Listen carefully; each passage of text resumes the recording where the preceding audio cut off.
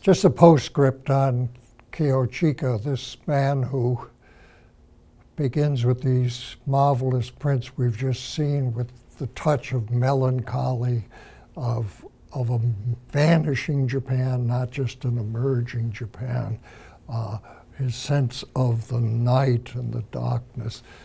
By the 1890s, he had emerged as a brilliant nationalist propagandist and produced some of the most stunning woodblock prints of the war between Japan and China that took place in 1894 to 1895. And they're in another VC unit where we deal with those early wars and Japanese nationalism and propaganda. You can take a glimpse at this. He came a long way, Jim. He did. And even in those later prints, he's fascinated with light. Absolutely, He's yeah. fascinated with innovation, and in this case, the light he's fascinated with is the explosion of guns. Yes, yes. It's like a different person. It's like a totally different person.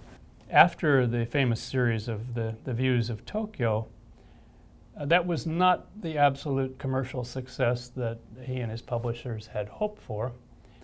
Then in this helter-skelter of Meiji politics, he became very active in political cartooning, cartoons that made their way to print format. It's usually some wonderful caricatures and images, often accompanied by a lot of text. He, and not just Kiochika exclusively, but a number of Japanese print artists, made some profit off of illustrating both the Sino-Japanese and the Russo-Japanese War. He's almost the perfect Meiji man. He's born in 1847. He comes into his majority, roughly 21, 22, just as Meiji begins, and he dies in 1915, just a few years after the Emperor Meiji goes off the stage.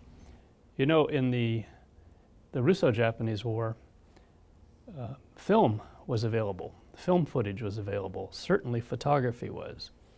But one of the things that photography could not capture, for example, was the explosion.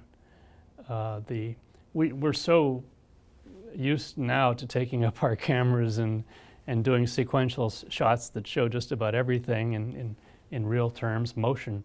So they really needed the print form to capture these heroic moments that you couldn't do unless you had a stop-action camera. So They were heroic in Japanese eyes, terms, yeah. and they were incredibly violent. Mm-hmm.